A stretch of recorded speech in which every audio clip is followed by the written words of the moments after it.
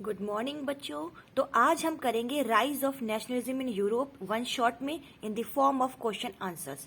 तो सबसे पहला टॉपिक आता है एब्सोल्यूटिस्ट। 1 मार्कर आ सकता है। What is the meaning of absolutist? तो it is a system of government that has no restraints on the power exercised. एक ऐसा गवर्नमेंट का सिस्टम जिसमें आप जितनी मर्जी हो उतनी पावर एक्सरसाइज कर सकते हो, आपके ऊपर कोई कंट्रोल नहीं है। Monarchial government that is centralised, militarised and repressive. Monarchial government इसका एक एग्जाम्पल है जो सेंट्रलाइज्ड होती है, यानी कि सारा जो पावर होता है राजा के हाथ में होता है, मिलिट्री से भरपूर होती है और लोगों को सताती है, दबाती है। ठीक है, अगर फिर भी समझ में नहीं आया तो एब्सोल्यूटिस्ट का मतलब है for example you are going somewhere, ठीक है, और राजा वहां से निकल रहा है, उसको आपके जूते पसंद नहीं है और उसे आप भी पसंद नहीं है। उन्होंने कहा इसको उठाओ और फांसी पे चढ़ाओ। You are no right to ask why. ठीक है, ये होता है सिस्टम ऑफ गवर्नमेंट जिसपे कोई पावर कितनी भी चाहे आप एक्सरसाइज कर लो। ठीक है ना, राजा के पास अनलिमिटेड पावर है, कुछ भी कर सकता है, उसको कोई क्वेश्चन करने वाला नहीं है। ठीक है, नेक्स्ट टॉपिक जो आएगा उसके बाद आएगा मीनिंग ऑफ यूटोपियन। यूटोपियन एक काल्पनिक लोक है, जैसे कि राम राज्य समझ लीजिए, एक ऐसा लोक जो इतना आइडियल है कि जो सच में एक्चुअली एग्जिस्ट कर ही नहीं सकता है। A vision of society that is so ideal that it is unlikely to actually exist. ठीक है ना, या फिर आप ये भी लिख सकते हो a vision of society that is so ideal, वो इतना आइडियल है कि वो इम्पॉसिबल है सच में दुनिया में होने के लिए। ठीक है, नेक्स्ट क्वेश्चन जो आएगा आपका वो है नेशन स्टेट। तो नेशन स्टेट का शुद्ध हिंदी मीनिंग है राष्ट्र राज। सिटीजन ऑफ नेशन, एक नेशन के सिटीजन एक एंजॉय करते हैं सेंस ऑफ कलेक्टिव बिलोंगिंगनेस, उनको सामूहिक अपनापन फील होता है। डेफिनेटली हम एक देश के हैं तो हमें लगता है हम भारतीय हैं, ठीक है, और हमें एक आइडेंटिटी है कि हम भारत के वासी हैं, कॉमन आइडेंटिटी। दो बातें याद रखना, citizen of nation enjoys collective belongingness and common identity. ठीक है, इसके साथ साथ हम लोगों की यानी कि एक नेशन स्टेट के लोगों की एक कॉमन हिस्ट्री होती है, एक कॉमन स्ट्रगल होती है, पूर्वज कॉमन हो सकते हैं या फिर उनके लीडर्स कॉमन हो सकते हैं। अगर एलिमेंट्स पूछे जाए तो you can write majority of citizen. Nation state में उसके सिटीजन की मेजॉरिटी होती है, उनकी हिस्ट्री शेयर्ड होती है, मतलब कि हम सबकी हिस्ट्री सेम होगी, जैसे हम इंडियंस की हिस्ट्री सेम है। और सेंस ऑफ कॉमन आइडेंटिटी, और हम अपनी एक कॉमन आइडेंटिटी रखते हैं, ठीक है ना, चाहे किसी से भी समझे हम, ठीक है ना। Okay, now this one is very important question. What were the various steps taken by French revolutionaries?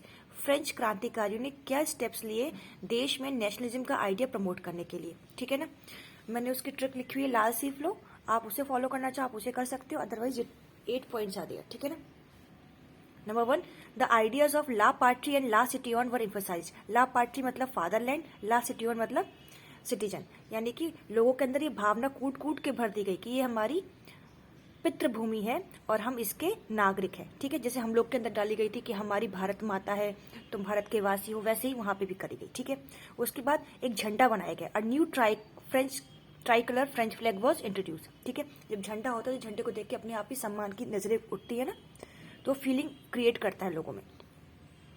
A new state general was elected, एक नया स्टेट जनरल इलेक्ट किया गया, किसके द्वारा? बॉडी ऑफ एक्टिव सिटीजन्स के द्वारा, और उसको नाम रख दिया गया नेशनल असेंबली, क्योंकि उन्हें स्टेट जनरल के नाम से नफरत थी, क्योंकि स्टेट जनरल मोनार्ची की याद दिलाते थे। उन्हें चुना तो, लेकिन उसका नाम चेंज करके रख दिया नेशनल असेंबली। ठीक है, नेक्स्ट है नए नए भजन, नए नए देशभक्ति के गीत कंपोज किए जाने लगे, न्यू हैम्स वर कंपोज्ड, शपथें खाई जाने लगी, ओथ्स टेकन, एंड जो शहीद हुए थे उनको श्रद्धांजलि दी गई, all in the name of nation, देश के नाम पर। पूरे देश में एक जैसे कानून लगा दिए गए, सब सिटीजन्स के लिए बराबर। ठीक है ना, इंटरनल कस्टम ड्यूटीज, देश के अंदर ही जो भी ड्यूटीज जाती थी, टैक्स जाता था, उसको खत्म कर दिया गया। यूनिफॉर्म सिस्टम ऑफ वेट्स, जो भार वेट था और मेजर सिस्टम्स थे वो एक जैसे कर दिए गए। और last but not the least, French को प्रमोट किया गया as a national language of France. ठीक है, उसके बाद आता है बहुत बहुत important question, Napoleonic code, civil code of 1804। तो फटाफट से पॉइंट, आप यार बताऊं, आप इस तरीके से भी लिख दोगे, डिटेल नहीं भी लिखोगे, अगर आपने पॉइंट वाइज सही की पॉइंट्स लिखे हैं तो full marks you will get. ठीक है ना, number 1, introduce by Napoleon, Napoleon ने इंट्रोड्यूस किया टू मेंटेन इट्स कंट्रोल, अपना कंट्रोल लागू करने के लिए। एबॉलिश फ्यूडल सिस्टम, जो फ्यूडल सिस्टम था वहां पे उसको एबॉलिश कर दिया गया। गिल्ड रिस्ट्रिक्शन व रिमूव्ड, जो वो था ना कि आप बिजनेस नहीं कर सकते हो, ये एक यूनियन बनी हुई है, कोई नया बंदा एंटर ही नहीं कर सकता, उसको रिमूव कर दिया गया। Establish equality before law, law के आगे सब लोग इक्वल थे। सिक्योर्ड राइट टू प्रॉपर्टी, अब लोग अपनी जमीन खरीद सकते थे। Transport and communication system were improved, पूरे देश में एक जैसे वेट सिस्टम और मेजरमेंट अपनाए गए, ठीक है ना। तो इतने आप याद कर लीजिए, you will score full marks, ठीक है। नेक्स्ट है लिबरल नेशनलिज्म। ये 1 मार्क में बहुत आ रहा है कि what do you mean by liberal nationalism, socially, politically, economically, किसी एक का ही पूछ सकते हैं, ठीक है। तो देखो सोशली इसका मतलब है it stood for freedom for individual and equality of all before law, ठीक है। सारे लोगों के लिए आजादी और सब लोग बराबर है कानून की नजरों में। पॉलिटिकली इसका मतलब है एक गवर्नमेंट सबकी कंसेंट के द्वारा, गवर्नमेंट बाय कंसेंट। और इकोनॉमिकली इसका मतलब है free movement of goods and capital. बस ये याद कर लो और 1 मार्क बना लो। Next is जोल्वेरियन। जोल्वेरियन जो थी वो कन्फेडरेशन, जर्मनी जो था वो कन्फेडरेशन था 39 स्टेट्स का, और हर एक की अपनी ओन करेंसी थी, ओन वेट्स थे, ओन मेजर्स थे। इस कंडीशंस में उनको बिजनेस करने में, इकोनॉमिक एक्सचेंज करने में दिक्कतें आ रही थी। तो एक 1834 में प्रूशिया ने एक कस्टम यूनियन इंट्रोड्यूस किया। बाद में उसे वहाँ के काफी सारे स्टेट्स ने और भी ज्वाइन करा।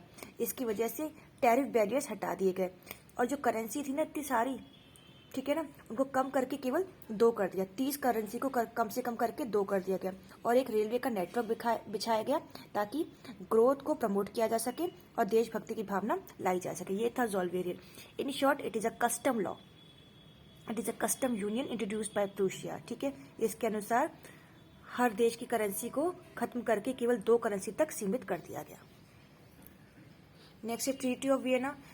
1815 में ब्रिटेन, रशिया, प्रूशिया और ऑस्ट्रिया, ठीक है, ऐसे याद करो, 3 ईया और 1 ब्रिटेन, वो कलेक्टिवली उन्होंने मिलकर नेपोलियन को हरा दिया था। वो अब हराने के बाद चाय पानी के लिए ऑस्ट्रिया में यानी कि वियना में मिले। ऑस्ट्रिया की राजधानी है वियना, ठीक है। अब जब वियना में मिलेंगे तो भाई खातिर नवाजी कौन करेगा? ऑस्ट्रिया का पर्सन ही करेगा ना। तो the Congress was hosted by Austrian chancellor Duke Metternich. इस मीटिंग का मेन ऑब्जेक्टिव क्या था? वो सारे चेंजेस को खत्म करना जो नेपोलियन ने करे थे। The main objective was to undo all the changes brought by Napoleon during Napoleonic era. लेकिन उन्होंने जर्मन कन्फेडरेशन को टच भी नहीं करा उस समय, ठीक है, उसके बारे में कोई बात नहीं की। नीदरलैंड को सेट करा in the north and Geneva was added to Piedmont, और जेनेवा को अपने पीडमोंट में ऐड किया। बर्बन डायनेस्टी जो नेपोलियन ने बाहर फेंक दी उठा के, उसको दोबारा पावर दे दी गई। A series of states was set up in the boundaries of France. France की चारों जो जितनी बाउंड्री थी उसके पास छोटे छोटे स्टेट्स बना दिए गए ताकि फ्रांस अपनी सीमा को विस्तार न कर पाए। The main M of treaty of Vienna, जो मेन एम था ट्रीटी ऑफ वियना का, वो ये था कि मोनार्चीज को वापस लाना, और जो भी चेंजेस किसने करे, नेपोलियन ने करे, उनको बाहर फेंक देना, ठीक है। नेक्स्ट है मजीनी पे शॉर्ट नोट आ जाता है, ठीक है, तो फटाफट से डिस्कस करो। बॉर्न इन जेनेवा, जेनेवा पैदा हुए 1807 में। Became a member of secret society, Carbonari में वो सीक्रेट सोसाइटी के मेंबर बने। फिर उनको वनवास या एग्जाइल में भेज दिया गया, देश से बाहर भेज दिया गया एज ऑफ 24 में, जब वो 24 साल के थे, क्योंकि उन्होंने एक क्रांतिकारी में अटेम्प्ट की थी लिगोरिया में। फिर उन्होंने 2 अंडरग्राउंड सोसाइटी बनाई, यंग इटली और यंग यूरोप। वो ये मानते थे कि गॉड ने नेशंस बनाए हैं मानवता के लिए, ठीक है ना, इसलिए इटली को भी एक नेशन स्टेट होना चाहिए। Italy could not continue to be a patchwork of small state. Italy जो है बहुत बड़े स्टेट का एक पैचवर्क बन के नहीं रहेगा, वो खुद इंडिपेंडेंट होना चाहिए। His relentless opposition to monarchy, वो हमेशा कंटिन्यूस मोनार्ची को अपोज करते थे और डेमोक्रेटिक रिपब्लिक को प्रमोट करते थे। उन्होंने कंजर्वेटिव को डरा रखा था। मेटरनिक ने तो यहाँ तक भी कहा था कि most dangerous enemy of our social order जो है वो मजीनी है, ठीक है। अब बात आती है जुलाई रिवॉल्यूशन की। तो भैया जुलाई रिवॉल्यूशन में दो क्रांतियों की बात हम करते हैं, एक फ्रांस की और एक बेल्जियम की, ठीक है। जुलाई 1830 में जो फ्रांस में क्रांति हुई उसके बारे में बात कर लेते हैं फटाफट। The Bourbon king who had been restored to power during the conservative reaction after 1815। जब ट्रीटी ऑफ वियना हुई थी ना, तो बर्बन किंग वापस पावर में आ गए थे। उनको अब दोबारा फेंक दिया गया, किसके द्वारा? लिबरल रिवोल्यूशनरीज के द्वारा। उन्होंने अब मोनार्ची तो बनाई पर संविधान के अनुसार, स्टैब्लिश कॉन्स्टिट्यूशनल मोनार्ची। 2 पॉइंट याद रखो, the Bourbon kings were again overthrown by liberal revolutionaries, establish constitutional monarchy. और लुइस फिलिप जो थे उनको कॉन्स्टिट्यूशनल मोनार्च बनाया। मतलब तुम मोनार्च तो हो पर काम किसके अकॉर्डिंग करोगे? संविधान के अकॉर्डिंग। ड्यूक मेटरनिक ने एक बात भी कही थी कि जब फ्रांस सीखता है ना तो पूरा यूरोप जो है वो कोल्ड कैच कर लेता है। दैट मीन्स अगर फ्रांस में क्रांति उठ जाती है तो पूरे यूरोप में क्रांति उठ जाती है, ठीक है ना। और जो दूसरी क्रांति उसके बारे में बात कर लेते हैं बेल्जियम में।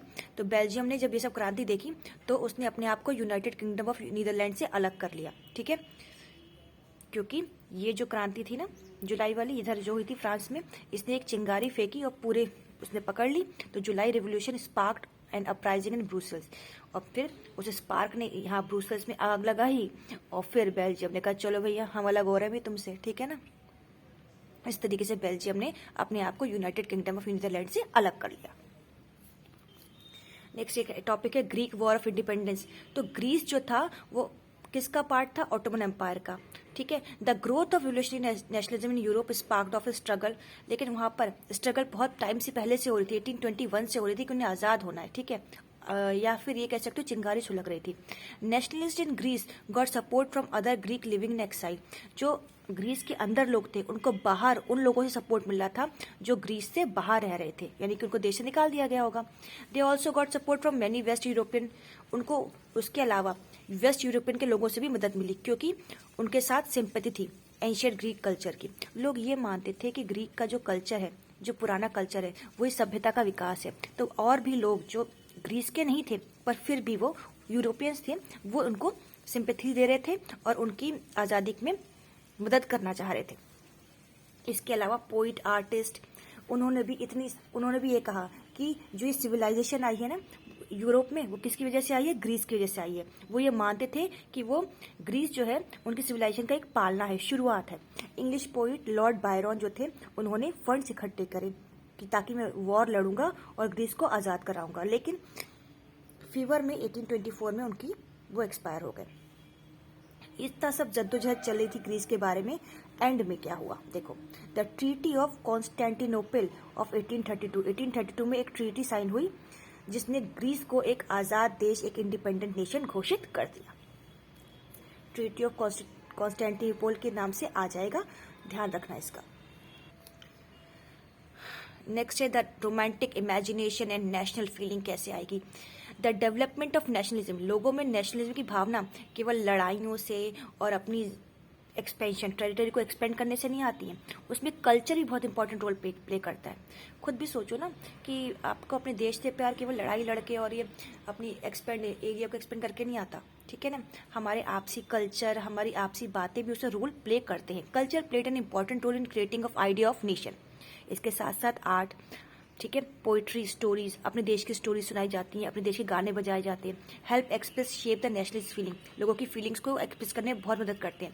जब हमारे देश में आज़ादी की लड़ाई चल रही थी ना, तो लोग वंदे मातरम गाते जैसे ही निकलते थे, लोग अपने घरों से निकल पड़ते थे। उन्हें कुछ मतलब नहीं कि बच्चा रो रहा है कि खाना बनाए कि नहीं बनाए। तो ये लोगों के अंदर एक बहुत अच्छी फीलिंग भर देते हैं, एक सशक्त पावर है, ठीक है ना। रोमांटिसिज्म क्या है?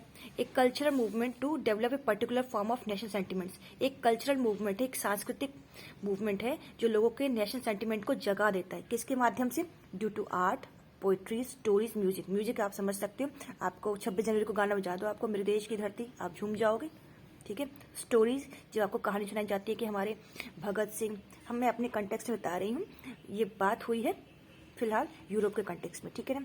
पोइट्रीज लिखी गई अपने देश के लिए, ड्राइंग के माध्यम से लोगों को बताया गया कि अपने देश से प्रेम करो, ठीक है। जॉन गोटाफाइड जो जर्मन फिलोसोफर थे, उन्होंने एक बात भी कही थी, the real culture was the culture of common people. जो रियल कल्चर देखना है ना, तो गाँव का, साधारण आदमी का कल्चर देखो। Culture is the true spirit of nation, और जो कल्चर है वो एक देश की आत्मा है। Poland was the part of Russia, जो पोलैंड था वो रशिया का पार्ट था, और पोलैंड पीपल जो थे वो पॉलिश लैंग्वेज बोलते थे। रशियन लोग उन्हें एम्फेसाइज कर रहे थे कि वो रशियन लैंग्वेज को बोले। तो 1831 में एक रिबेलियन हुई, मतलब कि एक क्रांति हुई रशियन रूल के अलावा, उसको रशियन लोगों ने दबा दिया, ठीक है, और बिशप्स को और बाकी लोगों को साइबेरिया भेज दिया। ये कहानी है जिसमें बताई गई है आपकी एनसीईआरटी में, that's why we are discussing here, ठीक है। अगर इन केस ऑफ पोलैंड पूछा जाए तो आप बता सकते हो कि ये हुआ था पोलैंड के केस में। Hunger, hardship and popular reward. The 1830 were the year of great economic hardship in Europe. 1830 का जो साल था वो यूरोप के लिए बहुत कठिनाई का साल था। There was an enormous increase in population, पूरे यूरोप में पॉपुलेशन बढ़ गई थी, इसकी वजह से अनएम्प्लॉयमेंट बढ़ गया था। पॉपुलेशन जो रूरल एरिया की थी उसने कहा चलो शहर चलते, वहाँ काम मिलेगा, तो सिटी से माइग्रेट हो गई थी और इस वजह से शहर में स्लम्स क्रिएट हो गए थे। छोटे छोटे प्रोड्यूसर टाउन में आए कि हम यहाँ पे काम करेंगे, पर वहाँ पे उन्हें बड़ा कंपटीशन फेस करना पड़ा, stiff competition from the imports of England, क्योंकि वहाँ पे इंग्लैंड का सामान पहले से ही आ रखा था जो कि सस्ता था। फूड के प्राइस बढ़ गए, फसल अच्छी नहीं हुई तो कंट्री दिन ब दिन गरीब होती चली गई। In 1848 due to food shortage, food की कमी के कारण और वाइड स्प्रेड अनएम्प्लॉयमेंट के कारण लोग सड़कों पर आ गए। किसकी सड़कों पर? पेरिस की सड़कों पे। अब जो वो बनाया था ना कॉन्स्टिट्यूशन मोनार्च, कौन था? लुईस फिलिप, वो भाग गया। बोले भैया भैया भागो, ये लोग तो मार ही डालेंगे, ठीक है ना। एंड फिर नेशनल असेंबली प्रोक्लेम्ड रिपब्लिक, और फिर नेशनल असेंबली क्रिएट हुई और उसने कहा कि अब ये जो फ्रांस है एक ये रिपब्लिक है, यानी कि नेशन स्टेट है। National assembly granted suffrage to all adult males above 21 and guarantee the right to work. National assembly ने कहा कि सबको काम मिलेगा और जो कि मेल है और अबव 21 है, और जितने भी मेल्स हैं उनको सफरेज मिलेगी, मतलब कि वोटिंग पावर की राइट मिलेगी। वुमेन की बात यहाँ पर नहीं की गई थी। सिलेसिया की रिवॉल्ट के बारे में डिस्कशन है आपके एनसीईआरटी की बुक में, वीवर्स रिवॉल्ट अगेंस्ट कॉन्ट्रैक्टर। 1845 में जो वीवर्स थे सिलेसिया के, उन्होंने एक रिवॉल्ट की कॉन्ट्रैक्टर के अगेंस्ट, क्योंकि वो जो कॉन्ट्रैक्टर था उन्हें कच्चा माल सप्लाई करता था और उनसे फिनिश गुड्स उठाता था, लेकिन अचानक से उस कॉन्ट्रैक्टर ने उनका पेमेंट कम कर दिया। तो group of viewers force their way into the house. Group of viewers जो था उसके घर में घुस गया और उसकी विंडो फर्नीचर सब तोड़ने लगा। कॉन्ट्रैक्टर अपनी फैमिली के संग भाग गया पास के विलेज में, लेकिन पास के विलेज ने भी उसको शेल्टर देने से मना कर दिया। फिर कॉन्ट्रैक्टर चला गया आर्मी के पास हेल्प के लिए, और उस आर्मी ने उसकी हेल्प करी और 11 वीवर्स वहीं पे शॉर्ट डेथ हो गए। अगर सिलेसिया रिवॉल्ट के बारे में कोई न्यूज रिपोर्ट लिखने को आए तो आप इस कॉन्टेक्स्ट को ध्यान में रखिएगा। 1848 the revolution of the liberals. Liberal की रिवॉल्यूशंस क्या थी?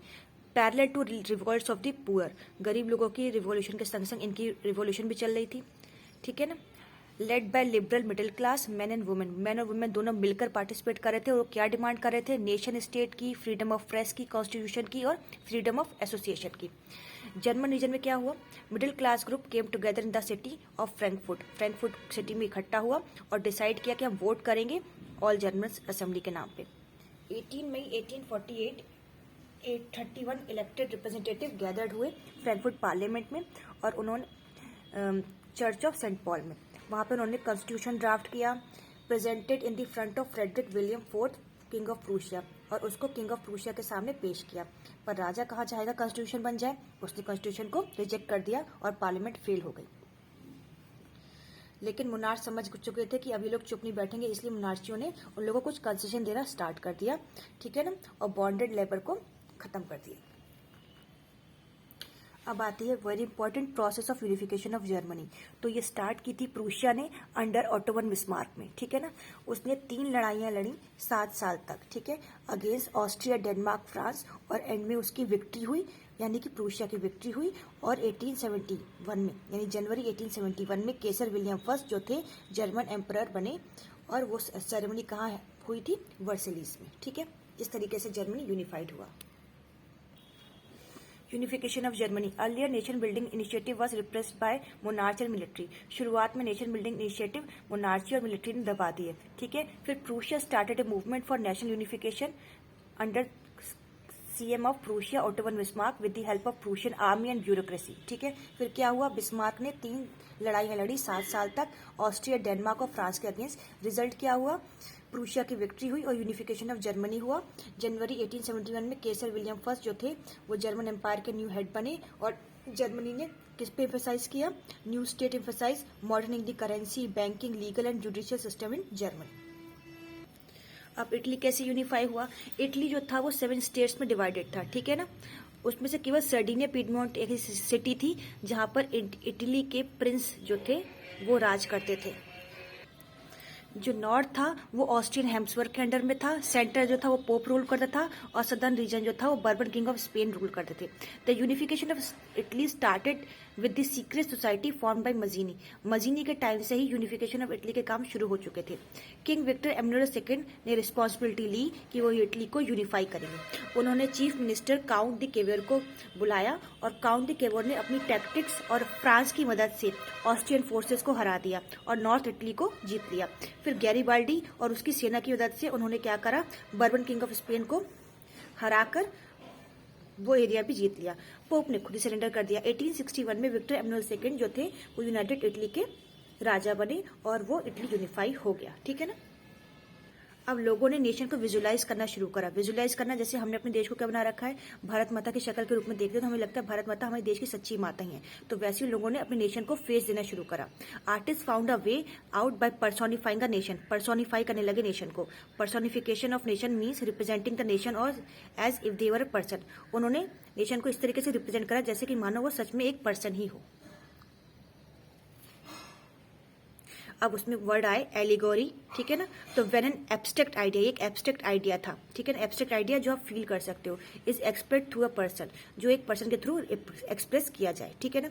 तो एलिगोरी ऑफ फ्रांस और एलिगोरी ऑफ जर्मन नेशन पढ़ के जाना, आ चुका है एग्जाम में, आ सकता है। तो फ्रांस की एलिगोरी थी क्रिस्टियन मैरियान और एलिगोरी ऑफ जर्मन नेशन थी जर्मानिया। ये तो याद रहेगा ना, जर्मन से जर्मानिया, ठीक है ना। तो जो क्रिस्टियन मरियान थी वो क्या पहनी हुई थी, statue were elected in public square. उनके जो स्टैचू थे वो पब्लिक चौराहों पे लगाए गए। मरियान की इमेजेस क्वाइंस और स्टैम्प्स में भी लगाई गई ताकि लोगों में देशभक्ति की भावना आ सके। और यहाँ पर जर्मानिया जो थी वो वियर्स थी, क्राउन पहनी हुई थी ओक लीव्स का, ठीक है ना, और जो प्रेजेंट करता था हीरोइज्म। एनसीईआरटी में उनके एक एक ऑर्नामेंट का मीनिंग लिखा हुआ है और वो क्या शो करता है ये भी दिया हुआ है। डेफिनेटली पढ़ के जाना, very important. The strange case of Britain. The unification of Britain took place with a long drawn process. बहुत ही लंबी प्रोसेस है। No British nation prior 18th century. 18th century से पहले कोई ब्रिटिश नेशन नहीं था, जबकि वहां पे 4 तरीके के लोग रहते थे। स्कॉटिश यानी कि स्कॉटलैंड था, वेल्स था, इंग्लैंड था, आयरलैंड था। वहां पे रहने वाले लोग कौन थे, स्कॉटिश, वेल्श, इंग्लिश, आयरिश।